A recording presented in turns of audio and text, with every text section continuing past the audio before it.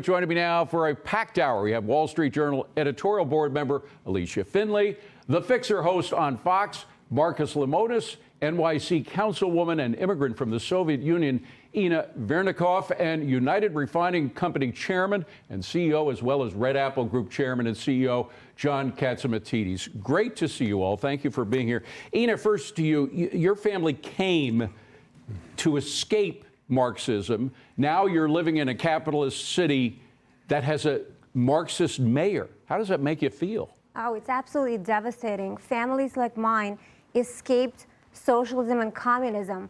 The former Soviet Union was a communist country, and we fled here in the 80s and the 90s for capitalism, for the free market economy, for the American dream. This is the country, this is the place where our parents taught us, if you work hard, you could be anything you want to be, and that's exactly what happened. We came here, we didn't speak English, we had to get accustomed to a new country, to a new life, to a new language. We became doctors, we became lawyers. I'm a member of the government in the largest city in the world, and the idea that everything that we escaped is coming here is absolutely unbelievable. We should mention, by the way, that you're in a very rare conservative enclave, or at least more conservative than most of New York, where a lot of former residents of the Soviet Union live. So that reflects your opinion, and I assume the people that live in your community as well. Oh, my constituents are absolutely devastated. We all feel the same way about this. John Catsimatidis, for those who don't know you're in a lot of different businesses, oil, grocery stores, et cetera. How does a business person do business with a Marxist mayor? It's going to be more difficult. We are hoping that Governor Hochul, who's the current governor, is tough enough to lean on him to make sure he does the right things. Then we have President Trump, who's one tough guy, and he has said to me and has said to people that the fact is that the federal funds will keep moving to New York, but I suggested to him maybe put a monitor in to make sure the money is spent properly and doesn't go poof. By the way, we saw that in the 1970s. There was the Mack Commission, a commission that monitored very closely the budgets as New York was essentially going bankrupt. Is it a similar thing that you want to impose now? Well, I told President Trump, I said to him, my recommendation is let the people of the city of New York and the state of New York should not suffer. It's to make sure the money is spent properly is the proper situation. And the money should keep flowing, but you should have somebody in there that you trust to oversee it. Marcus, the fact that the focus is on New York is because it's such an extraordinary situation, the city of capitalism with a Marxist mayor. But this kind of movement you see happening all over America. You've got businesses all over America. Yeah. How is middle America responding to all this? I think the one thing that we have to think about as we sit here today is that affordability is an issue everywhere. It is not just in New York City. Absolutely. From Seattle to Minneapolis to Chicago to wherever it may be. But I have a high level of confidence, and you probably would expect me to say this, that capitalism will always win out. And that the idea of socialism is, in my opinion, a good experiment. But you say that we're just going to experience it for the first time. What's going to happen? It exists everywhere. Mm-hmm. It exists everywhere. This idea that people want things for free and don't want to work for it exists everywhere. But Alicia, it hasn't existed in the Democratic Party for everywhere. And that's the question. Democrats are now clasping hands with Marxists like Mamdani. I just want to play a little bit from Governor Kathy Hochul about a week ago when she fully endorsed Mamdani. Play that tape. Take that energy, that passion, and take it into 26 so that we can take back the House of Representatives, take the Senate, and we take back America. Thank you, Queens. Thank you, New York. God love you guys.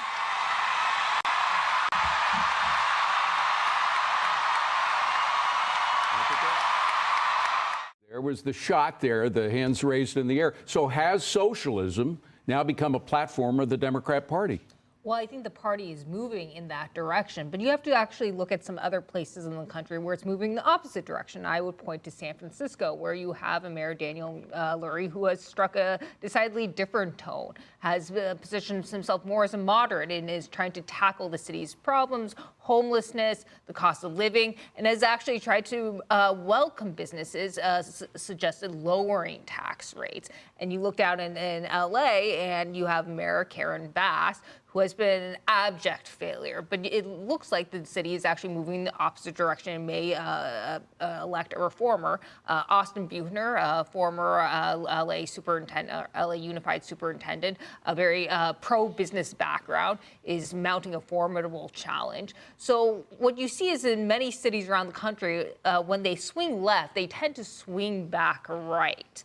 And so I think, and you also saw, by the way, on the New Jersey and Virginia races, they elected moderate Democrats, at least Democrats who campaigned as moderate. And in fact, we're not radical. We've seen it not only in cities in America, but we've seen it in countries too. I mean, Bernie Sanders is always talking about how he'd like to be like Sweden socialism. Well, the Swedish socialists were on the run recently because the fact that their system wasn't working out so well. They haven't veered all the way to the conservative side, but they've certainly dropped a lot of their socialism. Well, that's right. They privatized a number of businesses, deregulated their telecom sector, reduced their tax rates. They are still very high.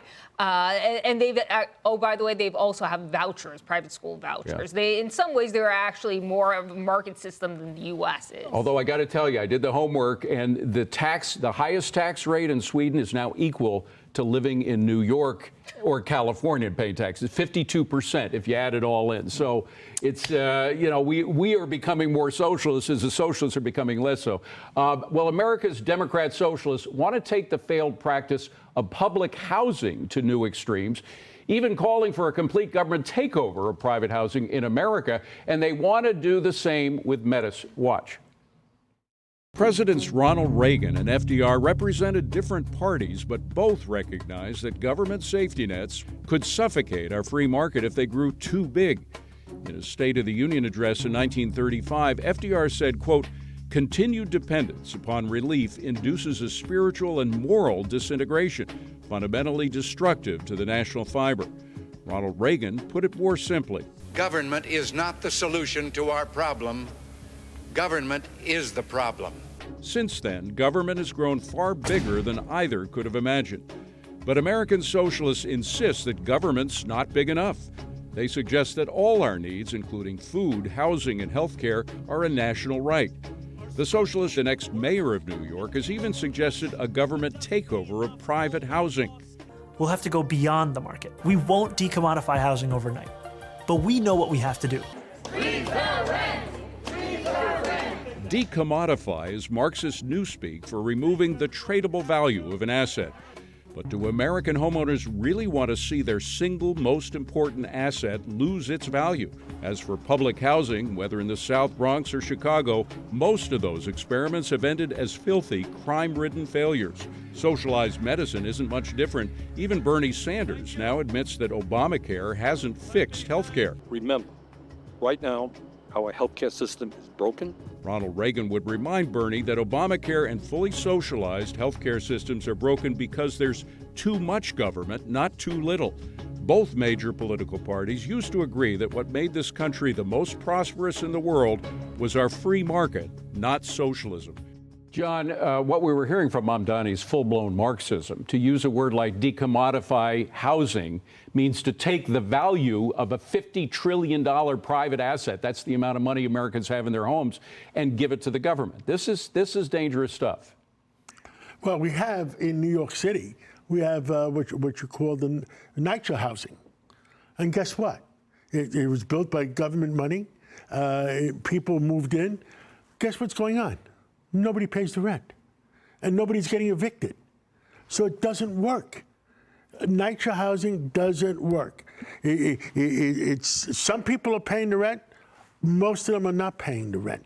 Yeah. So what happened? You know, if you compare Florida to New York, right now, Florida has 23,700,000 people. New York is down We're going to get into 19 that. We're going to get into all those details in a moment. But Marcus, the fact is, despite the fact there's an affordability crisis, I believe, particularly among young people in America right now, you do have some progress being made right now. You look at household income, for example, since Donald Trump came into office, and it is going up. The household income is going up above the rate of inflation. You also have the interesting situation that while Mamdani really campaigned on the idea of higher taxes, that's the only way he's going to pay for all of his extra billions of dollars of programs. New York voters, when they were asked about the question, do you like taxes, 60% of them said taxes actually hurt the economy. So there are all these contradictions in people's views right now. I think he did an outstanding job of tapping into how people are feeling today. And Yes. they didn't want a solution. They just wanted to know they were being acknowledged. When you look at New York City or any other major city, commerce is ultimately what determines the prosperity. And if people don't want to be in the environment, they don't want to work here, they don't want to visit here, there's going to be less folks coming here, less jobs. And what we think looks like socialism today is going to turn into devastation.